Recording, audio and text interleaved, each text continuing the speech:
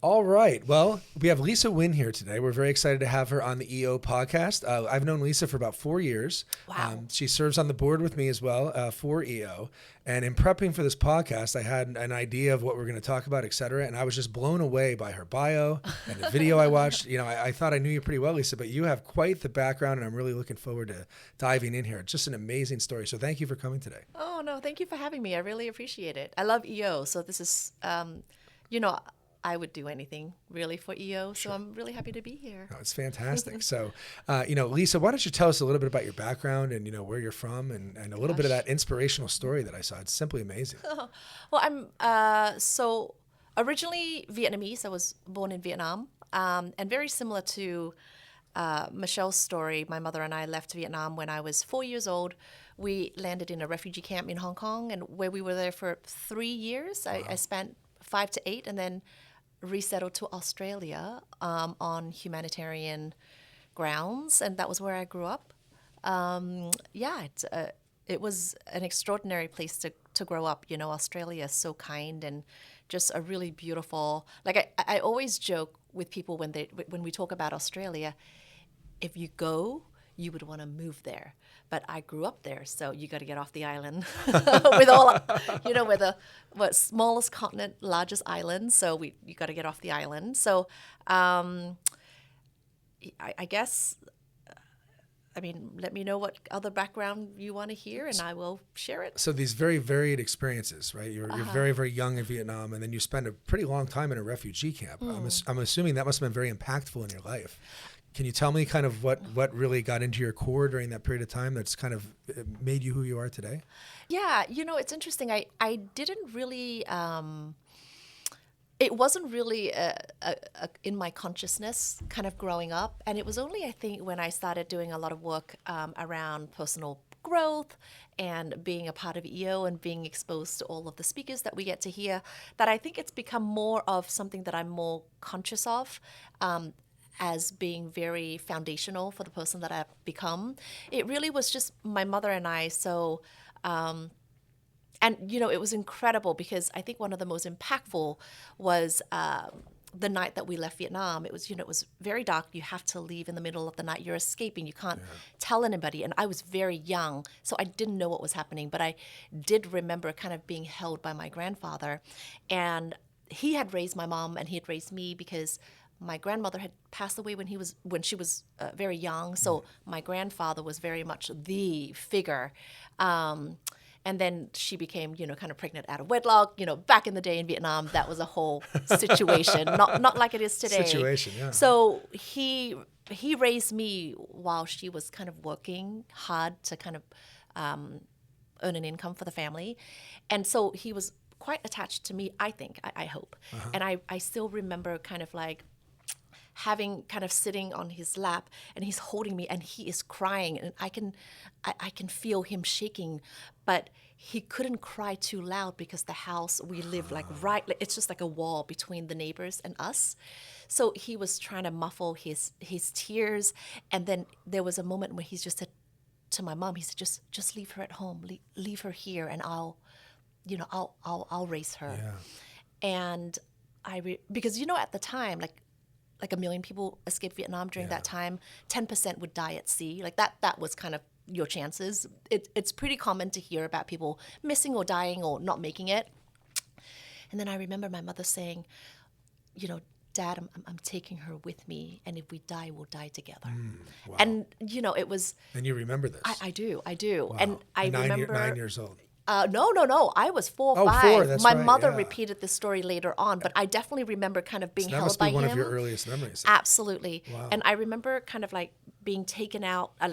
He walked out the alley, and he's standing at the front door of that little alley where we live in, and he's like holding onto the door, crying. And she walked me down the street. I remember the moon kind of like in front of us because it was a really bright moon that night. And then I turn around, and he's like holding on to the door and kind of crying.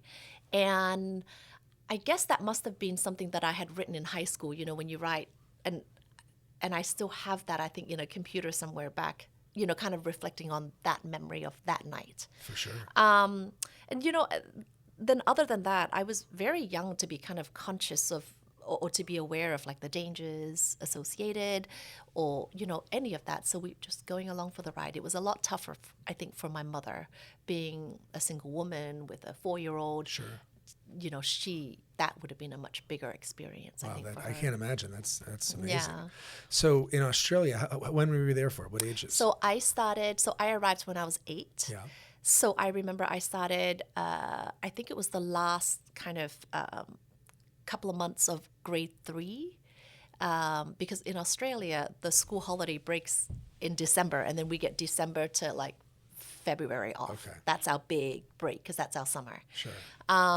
So I came to Australia and started the end of grade 3, and then officially grade 4 was when I first had my full kind of year. And when did you leave Australia? 2005. So I kind of I grew up in Australia. I went to law school. I went to Sydney Law School. Okay. Graduated from law school. Started my Master of Laws, actually. I was working in a law firm for a very short time, and then had the opportunity to go and volunteer in the Philippines for also Vietnamese refugees. But for those people, they were stuck in this country. So we went to Hong Kong, and then from Hong Kong, we came to Australia. Wow. These were refugees who came to the Philippines and then stayed there for 20-something years. Sure. So I ended up going there to do some pro bono legal work and stayed. And then was offered. Was that a passion? I don't want to say passion project, but was your interest in law and your track there I think, fueled by your experience mostly? I think it was just being given the opportunity, and I said yes to it. Okay. There really wasn't that much planning at the time. I was much younger, so there wasn't really that much planning around, where is this going to take me? It was more like, hey, they're looking for pro bono lawyers. Would you come for 4 months? And I'm like, okay, I'll come for 4 months. And 4 months turned And into... I remember turning to I went into my partner's office and I said to him, hey, and he had just come back from vacation too. So that was the perfect time to catch him. I was like, hey, this offer came, I want to go and do some pro bono legal work. Will you allow me to take some time off the firm? And he's like, oh, of course. And then when you come back, you have the job at the firm. And I was like, great. And I never came back. So you've done a lot of humanitarian work, right? So can you expand on that a bit? Yeah, sure. So, it started with like the 4 months, and then I ended up being in the Philippines for a year. And then that nonprofit offered me the job as executive director of the nonprofit, which was based in Washington, D.C. Mm-hmm. This is why I have a D.C. phone number. And so I actually moved to America because of this job as the executive director of Voice. And I was in D.C. for 2.5 years. That was where I lived when I first came to America. We resettled the remaining refugees that was in the Philippines, kind of the last 400 during my tenure, and then we also opened up a anti-human trafficking arm in Cambodia. So that was very much a part of like my life, kind of prior to becoming, a mom and becoming an entrepreneur. Sure. Yeah. Is there a particular story you want to share about something that was, I'm proud's not the right way to say it, but something really impactful where it really was deep in your heart, where you helped someone or a group of people that, was particularly unique or exceptional? This is a story that I shared many years ago when I was first given the opportunity to speak at a subsequent employer. But I remember... one of the most impactful moment of being in a refugee camp was when I was in the camp and there was a student from UCI, if I remember correctly. She was from UCI. It was like a Vietnamese Students Association. They'd had a mission trip to Hong Kong. So these like students from the University of California, Irvine, they were handing out apples to little kids. And I remember being a recipient of one of those apples. And I just remember thinking, oh my God, this is like the nicest thing I've ever received. Like, it smelled so good and the apples were big. And for days, like we slept on the concrete floor, in this big, what felt like maybe it was like a gym or like whatever it was really big. And, we were like on the floor sleeping like hundreds and hundreds of people. But like, my mom and I had this little thing, and they gave out like toilet paper, and we got some like underwear and toothpaste and toothbrush. That was some of the handouts that we received. I had this apple. And then I would wrap my toilet paper around the apple just so that it could smell good. Oh. So pungent. It was incredible. I thought this apple was like the thing. And then many years on, there was this moment where I was sitting in the office in the Philippines. We were in this like rundown office. There were rats everywhere. And it was like really just it was one of those experiences that you can only have. And there was a refugee, Gohue, I still remember her name, sitting in front of me. And she had been, in the Philippines for 20 years with her family. And it was like a family of like 7 kids. It was a big family. And like I'm filling out her form to resettle to Canada because the Canadian government had accepted had agreed to take the bulk of the leftover refugees. And I remember actually my very first time to Canada was to meet with the Minister for Immigration, Diane Finley at the time. And when I was walking through immigration in Canada, they're like, "Why are you here?" I'm like, "Well, actually, I have a meeting with Diane Finley." I'm like filling out a form. And I'm like, "So what's your name?" And she tells me her name. So I'm like writing down her name. I'm like, "How old are you?" And then I'm like writing down. And it was like, to me, that was very simple. I was filling out a form. We do that every single day here, right? We're filling out a form. Sat there on the other side of the table, and she just looked at me and she was like, it was like this incredible gift. And whatever I was doing, it was like I might as well be making gold in front of her. And it was, and I think. What was the gift that she was feeling? So just me filling out this form, because she cannot do that herself. Ah, okay. And the fact that somebody was doing that for her, and they were simple things. It wasn't hard for me. It wouldn't be hard for you. But to her, it was like magic. And I think, as I think back, the woman who gave me the apple, she really was just giving somebody an apple. I don't eat apples that much anymore, and they're everywhere, right? But to me, I was like, wow, you're like making gold in front of my eye. This is magic. And it's like the act of filling out that form for Gohue was like magic to her. It's amazing. And it's perception. We hear these stories here, and being born in the United States, we're granted. And I listen to these stories as we do these podcasts, and they always blow me away because I feel like I have my own epiphany story, right? Of I started here, and I've worked really hard, and I got here, but you realize that in the grand scheme of people have a much more difficult start or path. A lot of entrepreneurs have a kind of rags to riches story, but being born here is kind of like being born on third base, from what I've learned recently, and it gives different experiences that people have at a young age, and the different cultures and the trials and tribulations that people go through. So I appreciate you sharing that vulnerably there. So when you were young, did you always have an entrepreneurial spirit? Was there always an idea there, or did you kind of stumble into something that was an aha moment? Take me through how that worked. Yeah, I think I've always been very good at sales. Yeah. A lot of that, I think, growing up was more funneled towards fundraising or doing charity drives at school or more stuff like that, rather than being like an entrepreneur in that sense of the word. When I was working in the nonprofit world, I really wasn't making that much money, but I had another part-time job that helped to kind of fund this passion, this path that I was put on. And at the time, I think money was really not a driver. Sure.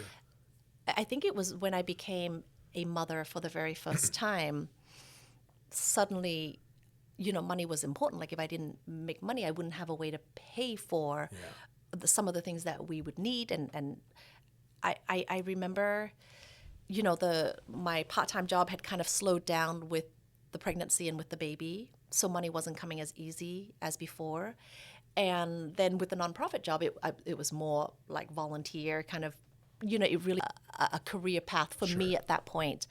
And I think that I really experienced an extraordinary period of time in my life as a young mother, where I think we could call it postpartum depression. You could call it whatever you want, but there was definitely an identity crisis, and then this determination to be financially independent. Also, when you work in the nonprofit sector, there's just a lot of BS when you deal with donors. And I remember I had this moment where I'm like, you know what? I want to be the person to write that check. I don't want to be begging other people for the check. I have the skills and the capability to write that check. And I think that was where that fire to be an entrepreneur and to be successful as an entrepreneur, really, that was where it started. And what was your big entrepreneurship? What was your first major effort that you undertook?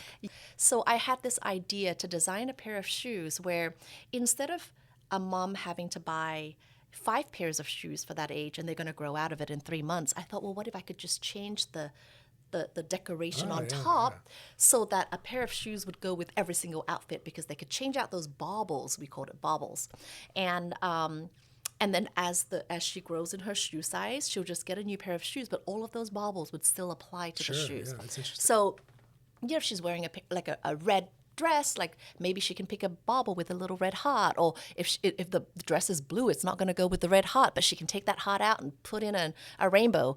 So that was the initial idea. It was called Baubles and Souls, and it was a shoe startup. We spent 2 years, my family and I, kind of designing the push and twist lock mechanism. We patented it. I have a utility patent on it.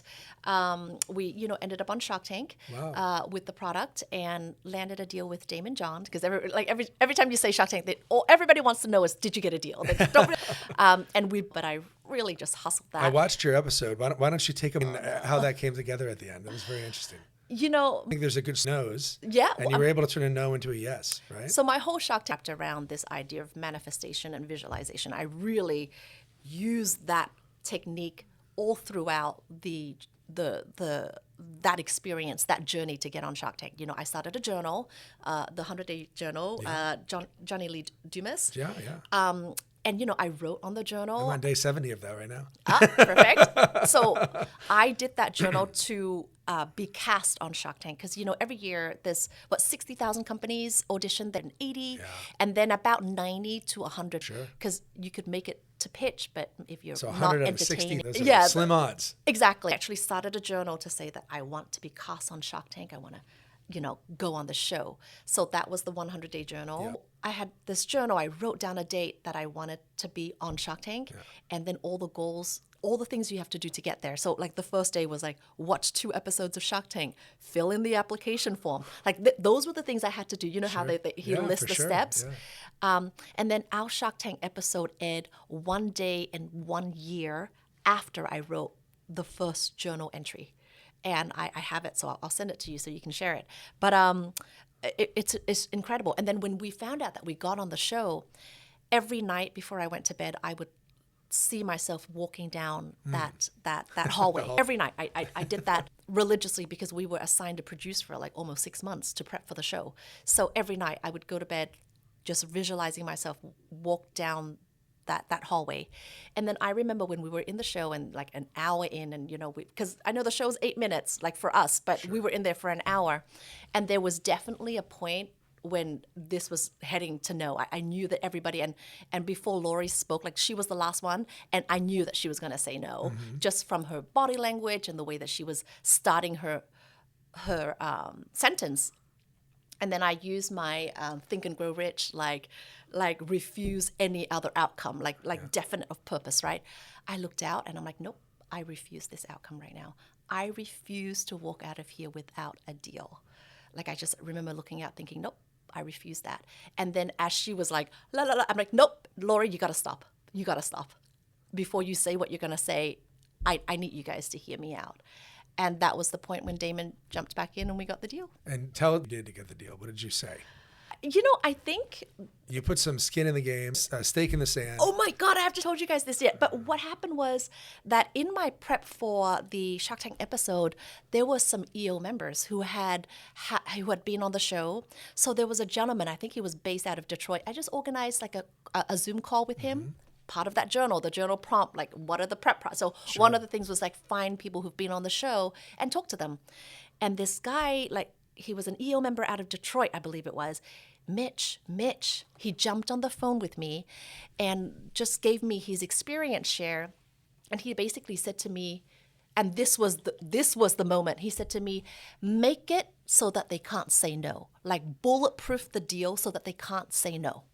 And it was because of that phone call with that EO member that when I was desperate in the tank, I remember him saying, make it so that they can't say no. So I just sweetened the deal so that there was just no way that he would lose, because my goal was to get a deal.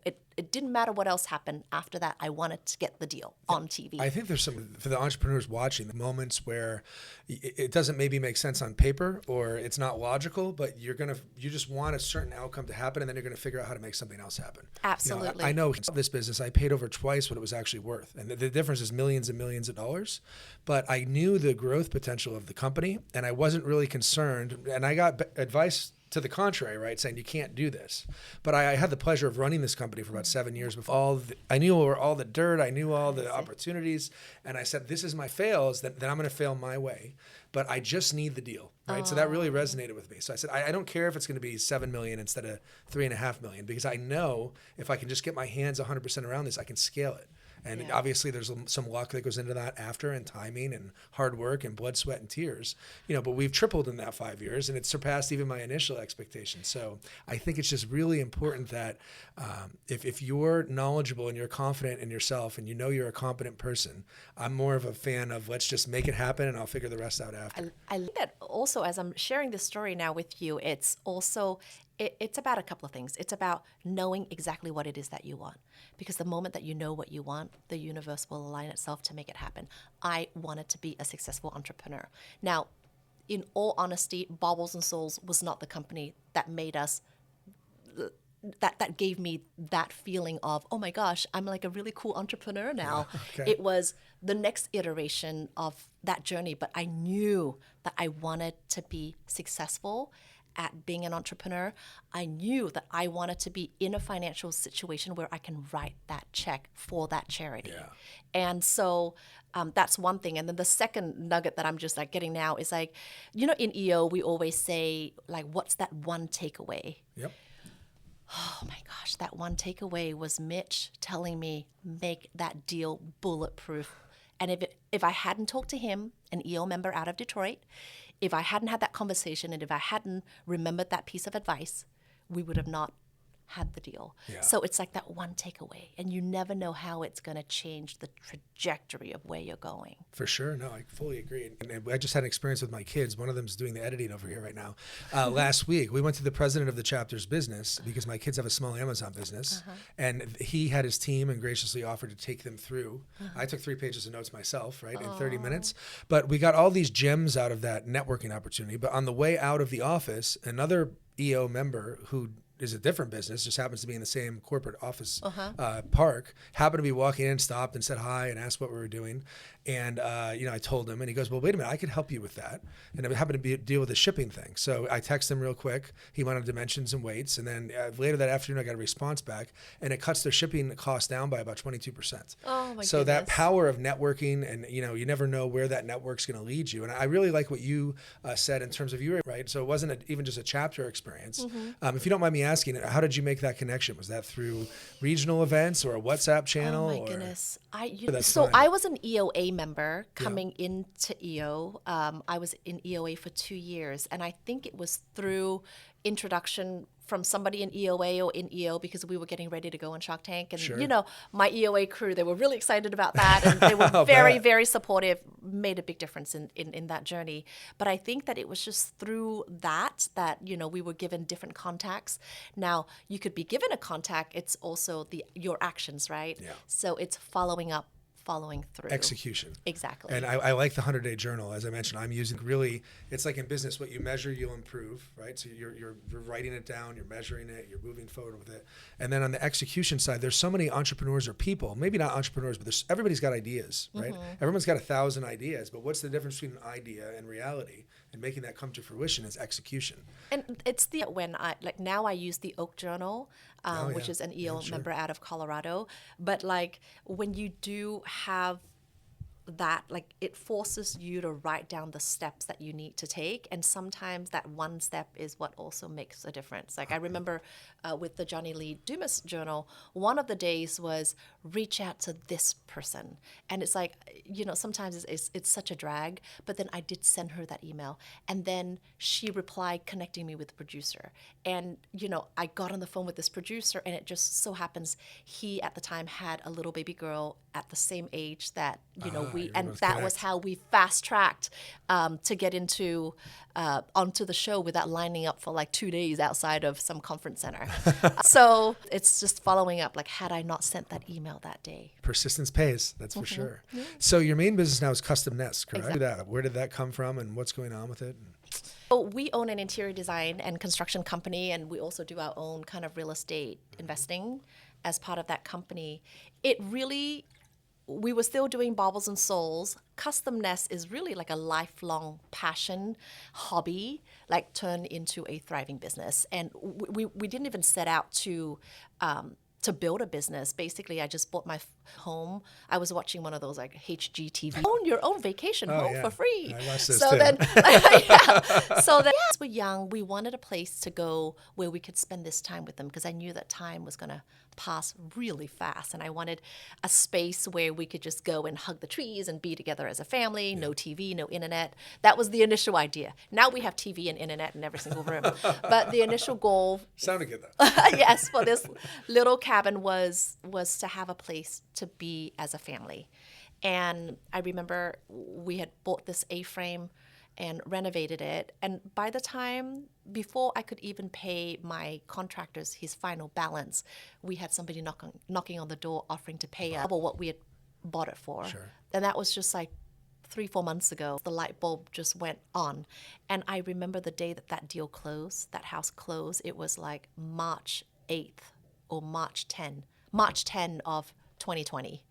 You know, like the whole world shut down, like March 13. Yeah, well, but I 12th's my birthday, and it was basically that evening. right? exactly. So I remember because my husband and I, we were having a cocktail, you know, like at happy hour together, just to kind of celebrate that deal closing, and also his birthday because he's March 10. And then we just couldn't believe that it had sold, and all of this craziness was happening. Yeah. A great time to get into that business too, right? And I you mean, know- COVID was for that market. Yeah. Well, what was extra?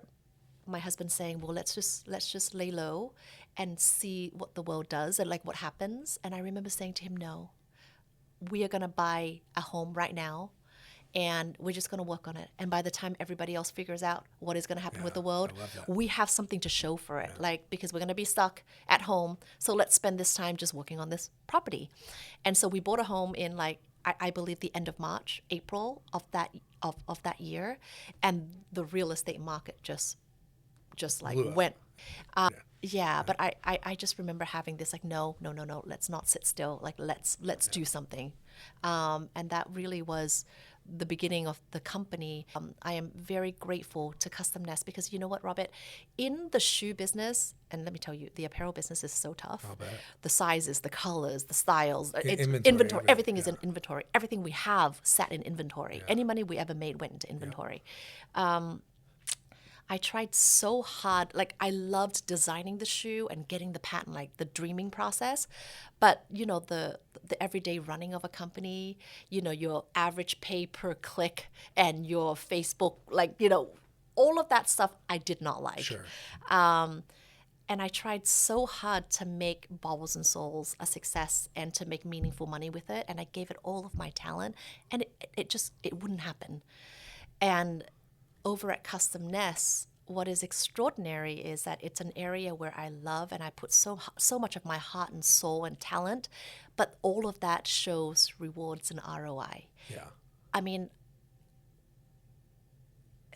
yeah, and then it's like, oh my God, I'm not completely useless. Like Oh my goodness. and be, you know, You're and very be useful. okay. I know you pretty well. You're a woman of many talents. I think you had a real gem in there too, which is about you took decisive action. Right. And in business, there's always going to be uncertainty. I mean, we don't know what's going to happen at any point in time. I'm importing stuff from different, you know, the regulatory environment changes in the state regularly. The market changes. You know, we're making custom wood products. So luckily, very high end of the market, which is somewhat insulated from the economy, Yeah. but it still has its sensitivities. And, you know, just act. Right. So the action, you don't, a good plan now is better than a perfect plan next week. Yes. Right. Because if you're waiting for perfection, especially as an entrepreneur, good luck. Because while you're waiting, there's somebody else that's just, as we talked in the Shark Tank example, there's someone else that's just going to make something happen. Right. Yes. And your COVID example was great in terms of, no, we're going to buy a house today. because and if I heard you right, your mindset was other people are going to be weighing Waiting low to and see what this is our happens. chance to skip ahead a couple steps, right? Yes. And it doesn't always work out, right? In your case it did, in my case it did, but I'm sure we both have 100 examples where it didn't. But the reality, like a VC company is, they go and invest in 100 companies, they're not expecting 100 companies to work. Action. You know what's interesting? I believe in kind of like listening to what your gut is telling you, because Yeah. I think that, maybe that's where meditation and like all of the mindfulness practice help. I'm still on my kind of journey to learning more about meditation and being in Yep. that space, but I do believe that sometimes something will cross and it's like it's right here and you just have to grab it, or like your gut is telling Yeah. you this is the right decision, this is the time, and you have to learn to listen to that. Yeah, because I agree think- 100%. I came up with this 4% rule for me. Okay. So 4% is 1 hour of your day. 1 over 24 is 4%. And my version of meditation is walking. So I Okay, walk. amazing. It's not. It's more for the mind than anything else, because I can get away. I'm in a park. I can think, and I'm walking and I'm thinking. Amazing. And so many good ideas come up, whether it's family, etc. And it's because the mind is calmed down. And, the 4% was one of the ideas. It was saying to myself, if you can't give yourself 1 hour a day, if you can't give yourself 4%, where you still have 96% of your day left, then your life's probably really effed up, right? I have children. We'll talk about your family as well. I've been married 26 years. You have a wonderful husband and children as well, and you're running a business. So we're really busy, right? But you have 4%. And if we have 4%, everybody has 4%. So that's kind of my meditative thought in the last month that really changed the way I really framed everything. I started thinking about, well, what's my 4% at work? So if I'm going to be in the office for 6, 7, 8, 10, 12 hours, one of them out of that 24-hour day has to be really working on the business. Because you think you're working on the business, but you're really not a lot. You're working on improving the business, maybe. I always say there's in the business, improving the business, and then on the business. Just that 1 hour a day of strategic on the business thinking makes a huge difference. So I appreciate you sharing that. No, absolutely. Well, why don't you, so we Oh. talked a lot about work. Why don't you share a little bit of your, Well, I mean, I have a husband. For those in EO, you would have met him. He's in Spousal Forum and just loving his. Yeah. It's just amazing. Come together and become this family now. The SLP Forum, and I have 2 little girls. One is 9 and one is 7. Kaya is 9. Nova is 7. Fantastic. And definitely, hands down, the joys of my life. I can tell you that I've done extraordinary things and have in my life. I stood next to Bill Clinton and Elton John on stage. Being a mother is still the best thing that has ever happened to me, and it's extraordinary. Definitely loving that right now. I mean, it's yeah. Yeah, I know you give a ton to EO, so we've talked about things we've gotten out of it. What do you work back and make an impact to the organization? Because Yeah. You are the average of the 5 people you spend the most amount of time with. That's Jim Rohns. He said that, and I absolutely agree with that. I think EO has been life-changing for my family and I. Not my family, not just me. Yeah.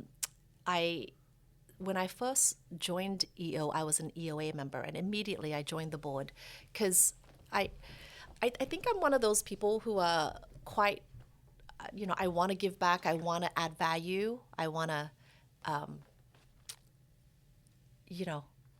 I think my definition of success is to be able to make something, like to leave something better than how you found it. Yeah. That's my definition of how I want to be successful. So I joined the board for EOA immediately, and then was given the opportunity to be on the committee for learning in my first year as a EO member. So July was when I joined, and I joined the committee straight away in July. There was no hesitation there.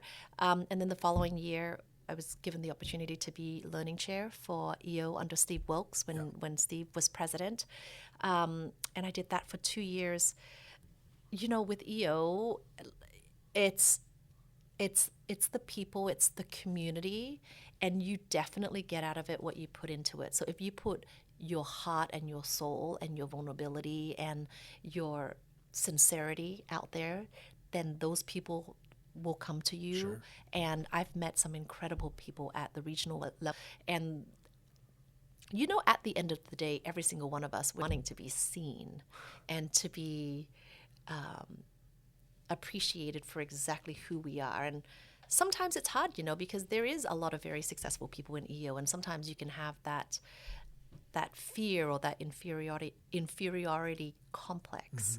But at the end of the day, every single person is just trying their best to be the best version of themselves, and they just want to be seen. And if you can come to the table with that vulnerability and sincerity yourself, then I think that everything would be fine. Yeah, that's great. I just share when I went to business school. So I think it was in my late 20s at that point in time. It was the really good experience at business school wasn't what I learned in business school. Frankly, I don't really use a lot what I learned in business school running my business, but I got around like-minded people who were very, very smart and very opinionated, and you had to work as a team, right, to move things forward. And it wasn't a case where I could just be the sharpest pencil in the barrel and just bully my way through something, right? So that helped me build some skill sets and, around relationships and teamwork and listening skills, et cetera. And then when I got away from that and back in the corporate world, I felt like I was just on a rocket ship for my career going like this. And it was a lot more of just my ideas. And what EO has really brought to me is surrounding myself with other business owners, and particularly the board experience, as you explained it.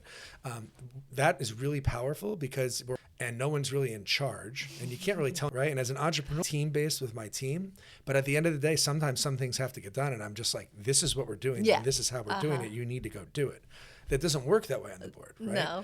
No. Or even in forum, and whatnot. So I think it's a great experience for entrepreneurs to be able to exercise and train that muscle of how do you lead through influence and how do you inspire, make sure that it's not all about you. Because a lot of entrepreneurs, I'll admit it, stubborn, and they're not the best listeners a lot, right? We're a little bit bent against, you have to be able to do this on your own. So I think, in giving back to EO, I think you receive even more. Because sometimes the board is a lot of work. Like even this podcast we're doing right now, this is an hour and a half of the day. And, there's a lot of things that need to get done. But in doing this and in giving back, you get so much more in return through all these experiences. So I think that's fantastic. For anybody that's watching now that's not a member and might see this through a marketing channel or something like that, what's kind of a 30-second pitch you would give them as to why they need to look more into joining us? Oh, my goodness. We only have 30 seconds. EO is going to change your life. Do it.